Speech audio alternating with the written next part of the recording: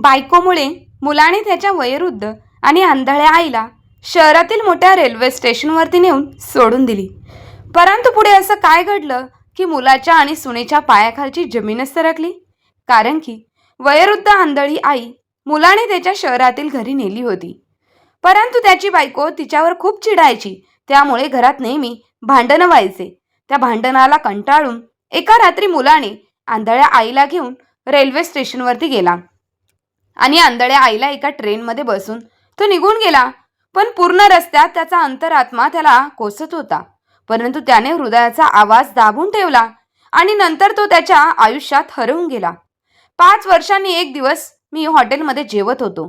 तेव्हा माझं लक्ष एका श्रीमंत तरुणाकडे गेलं, जो एका वृद्ध स्त्रीला हाताने जेवण भरवत होता आणि वारंवार तिच्या हातावर चुंबन घेत होता. त्या स्त्रीला पाहून माझी तर शुद्धच हरपली.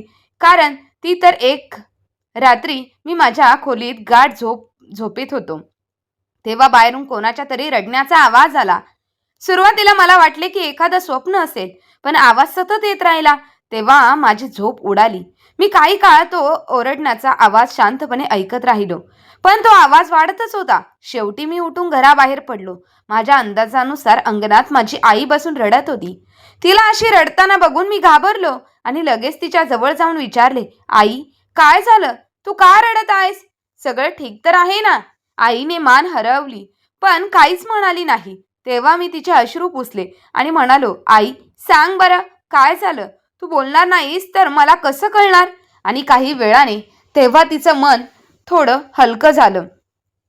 तेव्हा ती हळूच म्हणाली, बाळा, मी इथे पूजा करत होते तेव्हा कोणीतरी मागून येऊन माझ्या कमरेवर जोरदार दांडा मारला. त्यामुळे कमरेत एवढी वेदना होत आहे की सांगू शकत नाही. आणि हे काम तुझ्या बायकोशिवाय कोणी करू शकत नाही. तिला ठाऊक आहे की मी पाहू शकत नाही, तरी ती मला त्रास द्यायचं थांबवत नाही. मी कधी तिला समजावून त्रास दिला नाही, तरी ती दररोज मला वेदना देते. तिला सांग की तिची ही वेळ येईल. तिला सुद्धा कधीतरी म्हातारपण येईल. देवाने तिलाही 2 मुले दिली आहेत, पण तिला स्वतःबद्दल भीती नाही का? आणि तिला देवाचं भयही नाही. मी लगेच म्हणालो, नाही आई, काहीतरी गैरसमज झाला आहे. पूनम असा करू शकत नाही. कोणीतरी दुसऱ्याने मारलं असेल. कदाचित मुलांपैकी कोणीतरी खोडकरपणा केला असेल. दरवाजाही उघडाच होता. कदाचित कोणी बाहेरचाही आत आला असेल.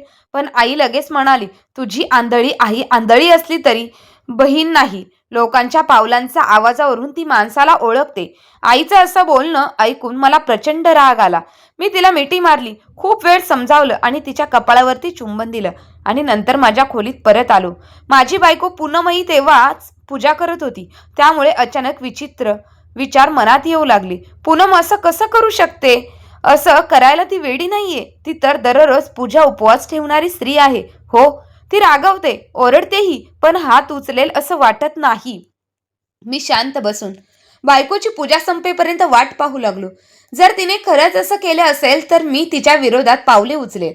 पण मला माहीत नव्हतं की नशीब मला कुठल्या वळणावर घेऊन जात आहे. काही वेळाने माझी बायको पूनमची पूजा संपली आणि तिने माझ्यावर पवित्र जल शिंपवायला सुरुवात केली. तेव्हा मी माझ्या जवळ आली. तेवढ्यात मी तिचा मनगट पकडून तिला जवळ बोलवलं आणि म्हणालो, आई म्हणत होती की तू तिच्या कमरेवर दांडा मारलास. माझं असं बोलणं ऐकताच पूनम अचानक भडकली. तुझ्या आईला नक्कीच काहीतरी प्रॉब्लेम आहे. ती कायम माझ्यावरच का संशय घेत असते? मीही कोणाची तरी मुलगी आहे. त्यांनाही समजत नाही का? मी लग्न यासाठी केलं नव्हतं की त्यांचे असे बिनमुळाचे आरोप सहन करत राहू. पूनमचा राग वाढला. ती उभी राहिली आणि दाराकडे जाताना म्हणाली, आजपासून या घरात एकतर मी राहीन, नाहीतर तुझी आई. आता माझी सहनशक्ती संपली आहे. तुझी आई विनाकारण इतका मोठा आरोप माझ्यावर का लावत आहे? मी त्यांना का मारेन? मी वेडी नाही. असं म्हणून पूनम खोली बाहेर पडली. मी हाताच्या मुठी बांधून उभा होतो आणि विचार करत होतो की या बायका मला वेड्या करून टाकतील. मी धावत बाहेर गेलो, परंतु पोचायला थोडा उशीर झाला. पूनम माझ्या आईजवळ पोचली आणि आईला पाहून रागाने ओरडली होती, सांग आई, मी तुम्हाला कधी मारलं? तुम्हाला तर दिसत नाही, मग तुम्ही मला विनाकारण का दोष देता? नक्कीच तुम्हाला काहीतरी प्रॉब्लेम आहे. ईश्वराने तुम्हालाही मुलगा दिला आहे, त्याचा विचार का येत नाही तुम्हाला? तिचं बोलणं ऐकून माझी आई म्हणाली, खोटं बोलू नकोस पूनम. मरणानंतर देवाला काय तोंड दाखवशील? त्या पवित्र शक्तीची भीती बाळगायला हवी. पण पूनम जणू वेडीच झाली होती. तिचं मन चालत असतं तर तिने माझ्यासमोर माझ्या आईच्या चेहऱ्यावर थप्पड मारली असती. मी ताबडतोब पुढे गेलो. ती अजून जोरात जोरात ओरडू लागली. त्या क्षणी मी तिचा हात धरला आणि रागाने म्हणालो, बस, आता एक शब्दही नाही. पूनम, ही बाई माझी आई आहे, जिने मला जन्म दिला आहे. तुझी हरामगिरी मी अजिबात सहन करणार नाही. शांत हो. माझ्या रागाने ती गप्प झाली, पण तिच्या चेहऱ्यावरून स्पष्ट दिसत होतं की ती याचा बदला नक्कीच घेईल. मी थोडा वेळ तिच्याकडे बघत उभा राहिलो. मग पटकन हात जोडून आत गेली आणि दरवाजा बंद केला. मी मनातच स्वतःला दोष देत राहिलो. जर आईला थांबवलं असतं तर सगळं इथे संपलं असतं. पण आता उशीर झाला होता. मी आईकडे पाहिलं. तिच्या डोळ्यांतून अश्रू वाहत होते. मी तिच्या खांद्यावर हात ठेवून म्हणालो, आई बघ, बघ ना, तुझ्यासाठी मी तिला ओरडले आणि जर गरज पडली तर पुन्हा ओरडेल. तिने चूक केली आहे. तिला तुझ्यावर हात उचलायला नको होता. मी अजून काही बोलणार इतक्यात आई म्हणाली, बाळा, चांगलं होईल तू तुझ्या घराकडे लक्ष दे, नाहीतर खूप उशीर होईल. तुझ्या जाण्यानंतर इथे कोणी येतं. नेहमी दाराची बेल वाजते आणि मग पावलांचा आवाज ऐकू येतो. मी तुझ्या बायकोला विचारले, पण ती कधीच सांगत नाही कोण आलं होतं. आईचं बोलणं ऐकून मी थोडा थक्क झालो आणि म्हणालो, कदाचित तिची एखादी सखी येत असेल किंवा माहेरचे लोक येत असतील. आई म्हणाली, तिचे माहेरचे लोक जेव्हा येतात तेव्हा माझ्याशी भेटतात. तिच्या सख्या सख्या देखील मला नमस्कार करतात. पण हा जो रोज येतो त्याला कधीही मी पाहिलेलं नाही. तो तिला विचारतो की तुझ्या जाण्यानंतर रोज कोण येतो. आज जेव्हा मी तिला विचारलं तेव्हा ती संतापली आणि आत गेली. मी पूजा सुरू केली होती तेव्हा तिने माझ्यावर हात उचलला. आईचं बोलणं ऐकून माझ्या अंगावर काटा आला. मला भीती वाटली आणि बेचैनी, पण मी काहीच बोललो नाही. कारण जर त्यावेळी आज जाऊन विचारलं असतं तर घरात वादळ आलं असतं. म्हणून मी तिला स्वतःला थांबवलं. आईच्या गोष्टी मात्र माझ्या कानात घुमत राहिल्या. मी बराच वेळ बाहेर बसलो. आत जाण्याची हिंमत होत नव्हती.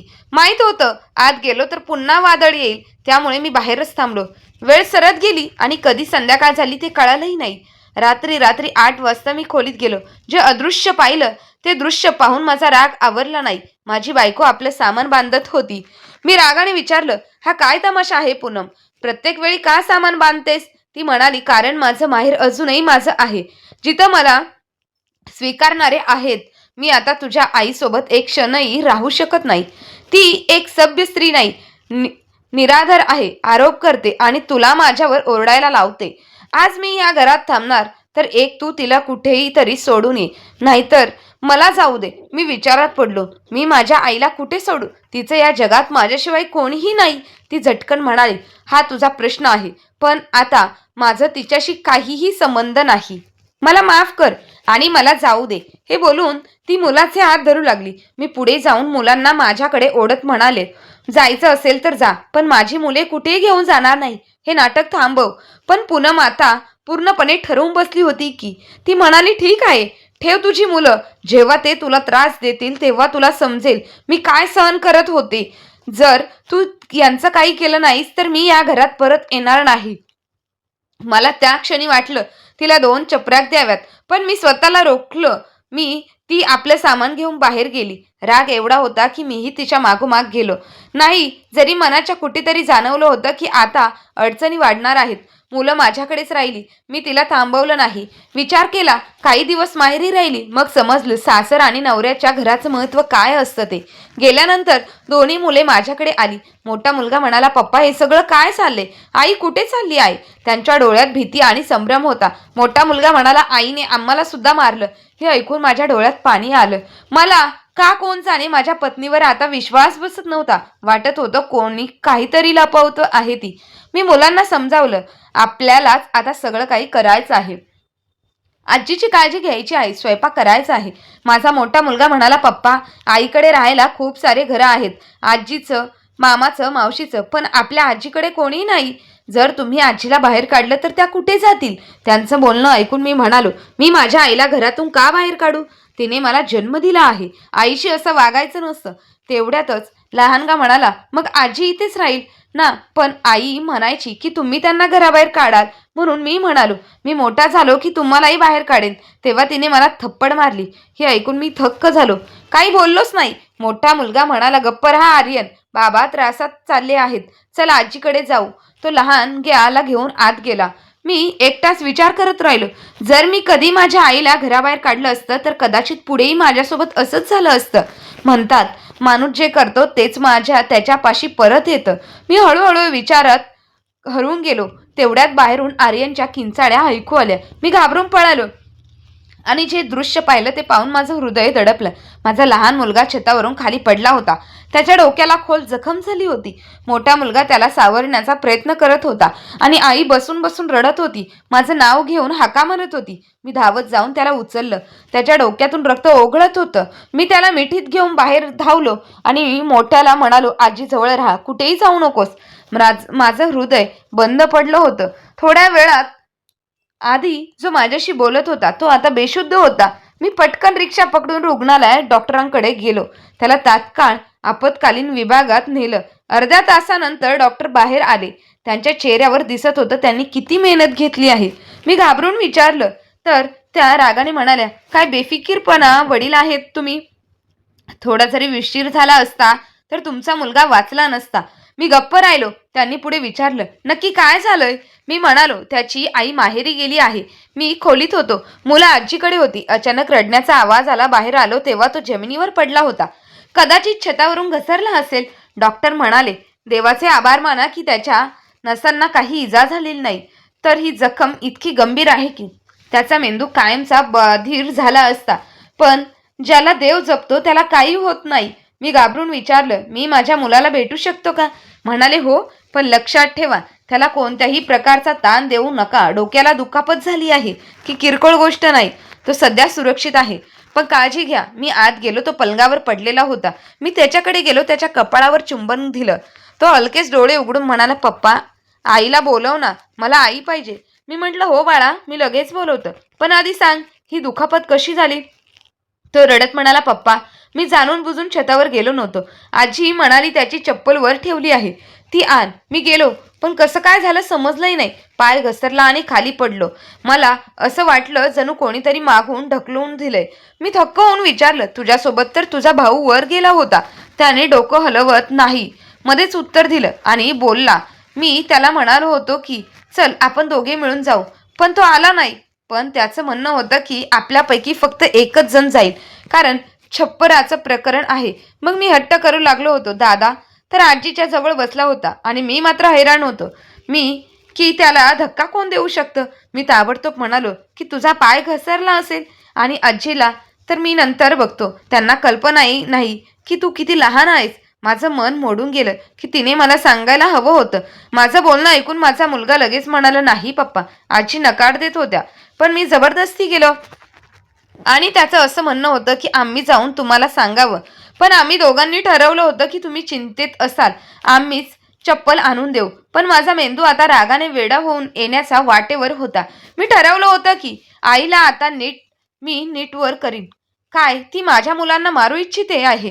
तात्पुरते मी बाहेर येऊन सर्वात आधी माझ्या पत्नीला फोन केला, कारण हे तिला सांगणं आवश्यक होतं.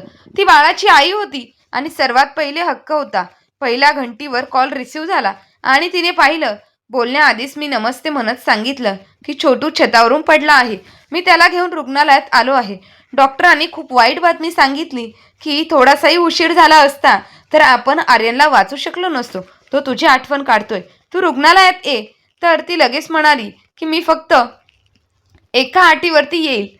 रुग्णालयात येणार आहे जेव्हा तू तुझी आईला त्या घरातून बाहेर काढशील आणि माझ्या मुलाच्या बाबतीत म्हणशील तर तो खूप धाडसी आहे, तो स्वतःला सांभाळू शकतो.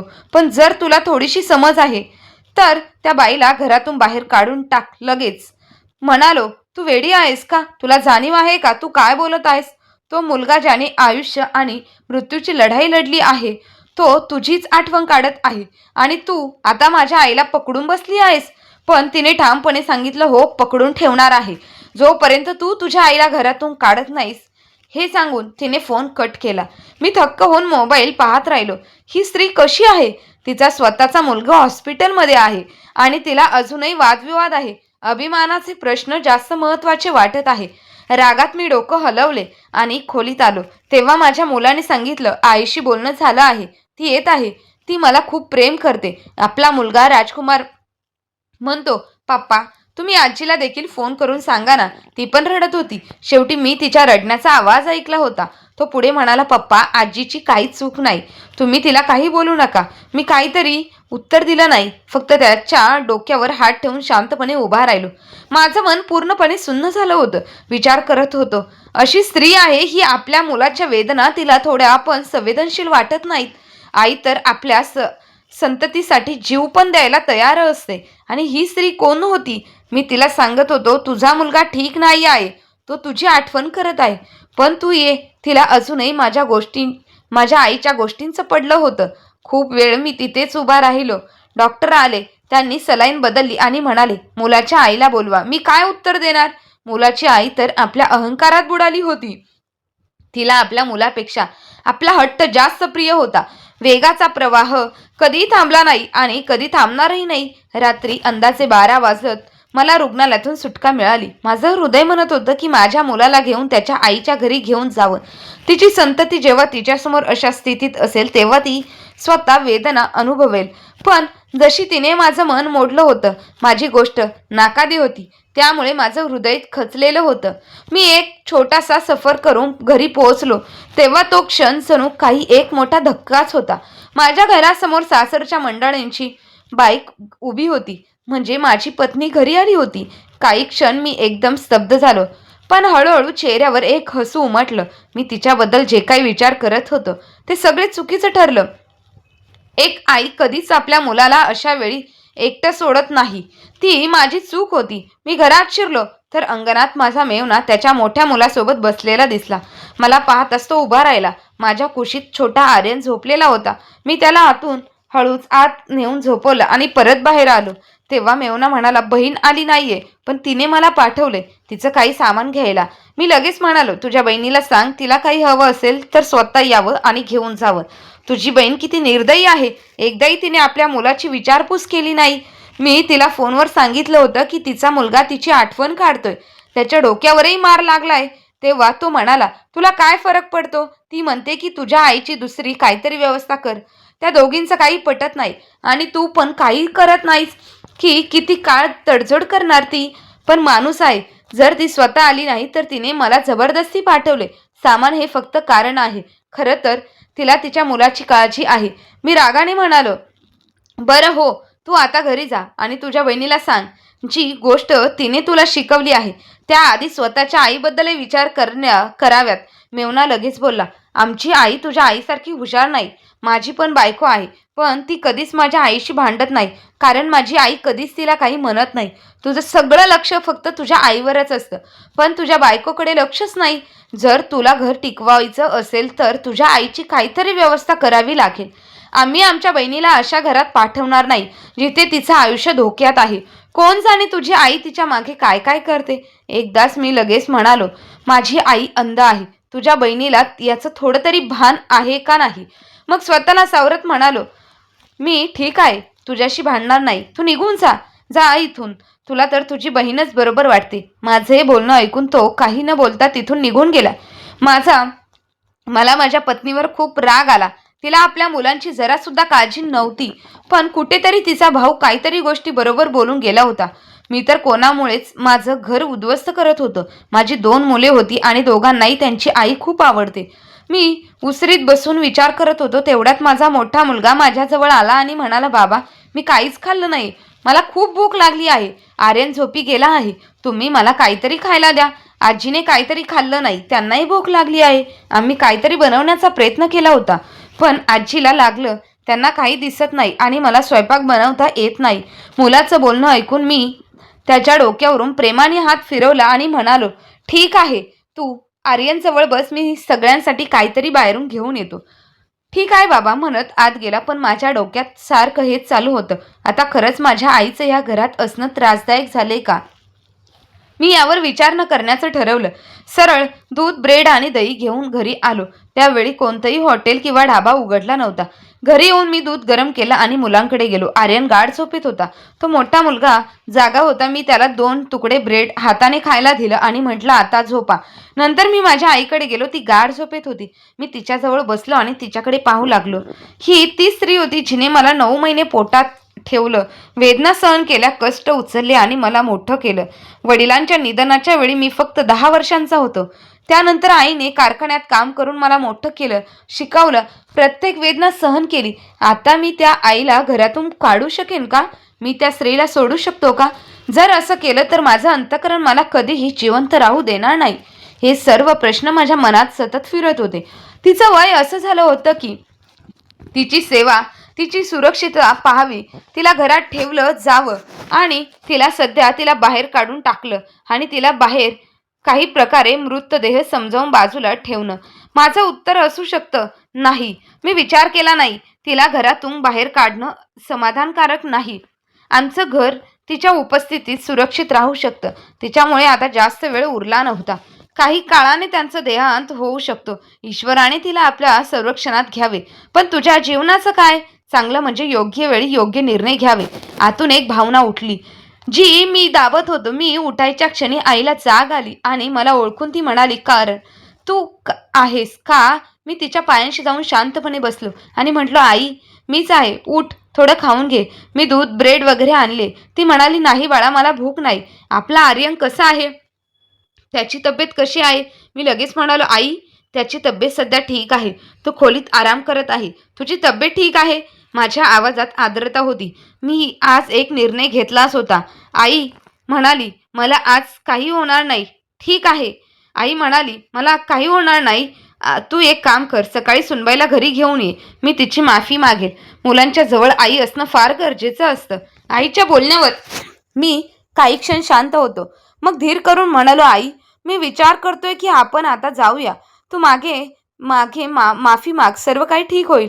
आई थोडी थोडी संकोचली, पण म्हणाली, कदाचित खूप उशीर झालाय. मी म्हणालो, नाही आई, अजून उशीर झालेला नाही. मी त्यांच्या अलमारीतून काही कपडे आणि त्यांच्या चादरा थैल्यात भरून जवळ घेऊन आलो. आईला लगेच जाणवलं, मी तिच्या कपाटातून काहीतरी काढले. तिची संवेदनशीलता खूप तीक्ष्ण होती. मी तिला हळूच उभं केलं, चादर ओढून दिली आणि माझा पर्स, मोबाईल वगैरे घेऊन बाहेर आलो. आणि आईला बाईकवर घेऊन जाणं शक्य नव्हतं, कारण तिला नीट बसताही येत नव्हतं. त्यामुळे मला रिक्षा घ्यावी लागली. मी तिला धरून हळूहळू मेन रोडपर्यंत आणलं आणि एक रिक्षा पकडून रेल्वे स्टेशनच्या दिशेने निघालो. ह्या गोष्टीची कल्पना न करताच की आयुष्य माझ्याबरोबर किती मोठा खेळ खेळणार आहे. आणि आमच्या घरापासून रेल्वे स्टेशन बराच लांब होतं आणि सतत आमची गाडी जवळजवळ 1.5 तास चालली आणि मग आम्ही उतरून गेलो. भाडं देऊन मी आईला घेऊन बाकावर गेलो. तेव्हा आई म्हणाली, अरे, तुझं सासर तर पटकन येतं. आपण कुठे आलो आहोत? मी तिला बोलण्यात गुंतवत म्हणालो, आई, आज आपण दुसऱ्या रस्त्याने चाललो आहोत. रात्र झाली आहे ना, म्हणून तू इथे बस, मी थोडं सामान घेऊन येतो. रिकाम्या हाताने जाणं सोबत नाही. आई म्हणाली, कुठे बसू रे? मी इथे. काही दिसत नाही? तुला ठाऊक आहे ना तुझे सासरचे लोक कशा भागात राहतात? मी म्हणालो, आई, हा पार्क आहे, हा बाग आहे, इथे बस, कुठेही जाऊ नकोस. मी लगेच आलो. इतक्या रात्री कोणता पार्क उघडा असतो? मला एकटीला सोडून जाऊ नकोस, मला भीती वाटते. मी तुझ्या बरोबर येतो. मी थोडा कडवटपणे बोललो. आता तुझा हात धरून मी सगळीकडे कसा फिरू आई? एकतर तू खूप हळूहळू चालतेस. बस इथे प्लीज. माझ्यावर रागवणार ती गप्प बसली आणि शांतपणे बाकावर बसली. माझं अंतःकरण मला सतत हलवत होतं, असं करू नकोस, कारण असं करू नकोस ही तीच आई आहे जिने तुला वाढवलंय, तुझ्यासाठी किती संकट सहन केली. बापाविना वाढवलं, पण मी माझ्या अंतःकरणाचा आवाज दाबून टाकला आणि शेवटी एकदा माझ्या आईकडे पाहिलं. त्या शांतपणे बाकावर बसल्या होत्या. एकट्या असह्य माझं हृदय जणू छातीबाहेर निघून गेलं होतं. डोळ्यांतून अश्रू गळत होते. घसा आवळला गेला होता. पण माझ्या बायकोसाठी, मुलांसाठी आणि घरासाठी मी असह्य होतो. थोड्या वेळाने रेल्वे स्टेशन मागे राहिलं. पूर्ण रस्त्यात माझं अंतःकरण मला धिक्कारत राहिलं, पण मी त्याचा प्रत्येक आवाज दाबून टाकला. घरी पोहोचल्यावर मी तासनतास रडत बसलो होतो. मला ठाऊक होतं जे घडलं ते फार चुकीचं होतं, पण परिस्थिती अशी होती की मी मजबुरीने हे पाऊल उचललं. दुसऱ्या दिवशी सकाळी मी माझ्या बायकोला संदेश पाठवला आणि ती दुपारी घरी आली. ती अगदी आपल्या मनाच्या स्वातंत्र्याचा उत्सव साजरा करत होती. हसून, गाणी, सजावट सगळं होतं. ती इच्छित होती की मी तिच्यासोबत आनंदी राहावं, पण मी अजूनही आतून तुटून गेलो होतो. मी तिच्या कोणत्याही सुखदुःखात सहभागी होऊ शकलो नाही. मी माझ्या घरात एक ओझं बनलो होतो.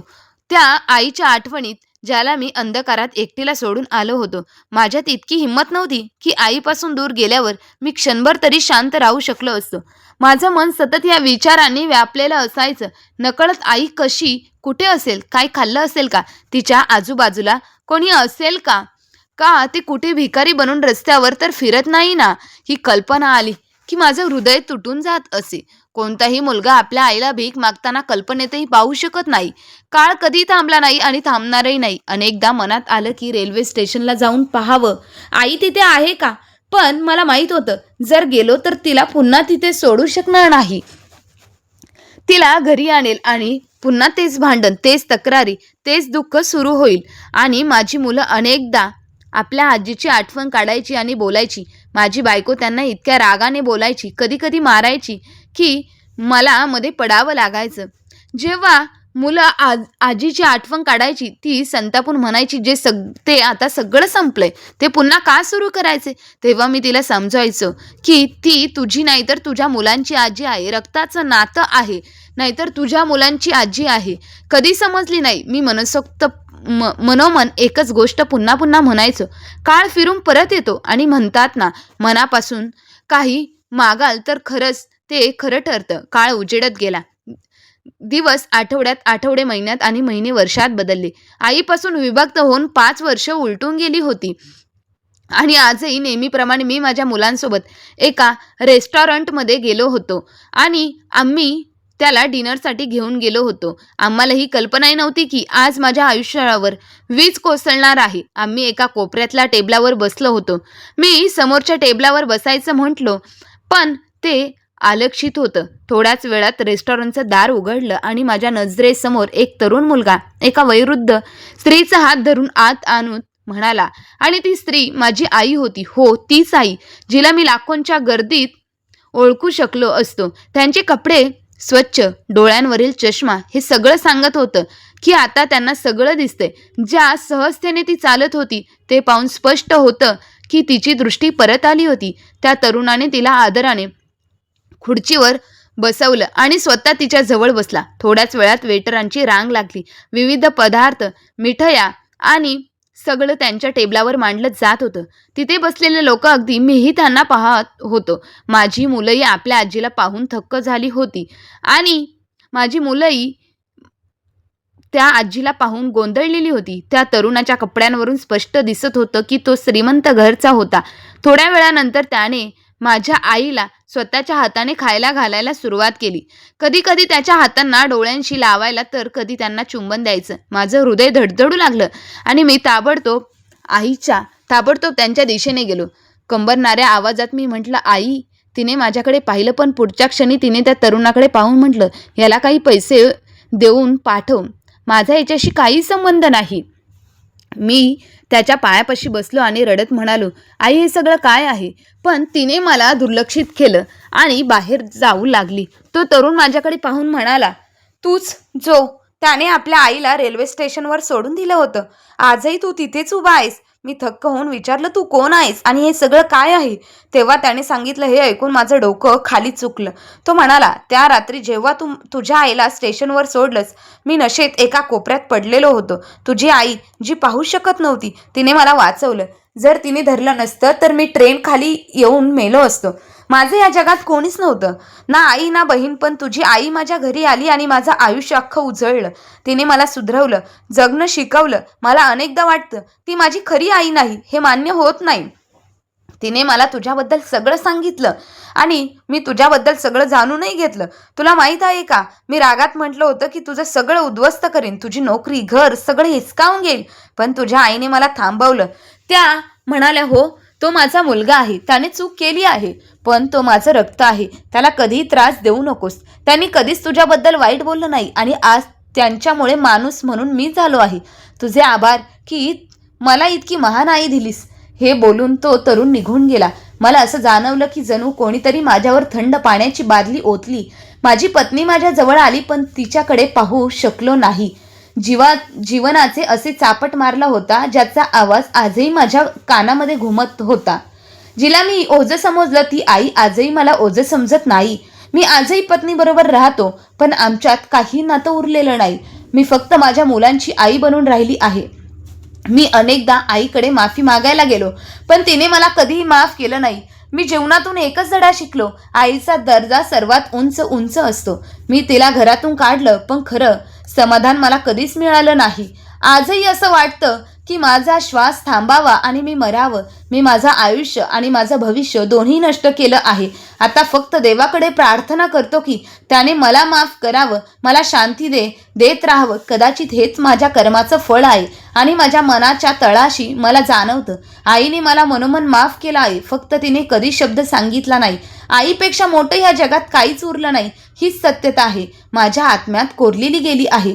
तर मित्रांनो आणि मैत्रिणींनो, तुम्हाला ही आजची कथा कशी वाटली ते कमेंट बॉक्समध्ये नक्की कमेंट करून कळवा. आणि जर का कथा मनापासून आवडली असेल तर आपल्या चॅनलला लाईक करा आणि शेअर करायला विसरू नका. धन्यवाद.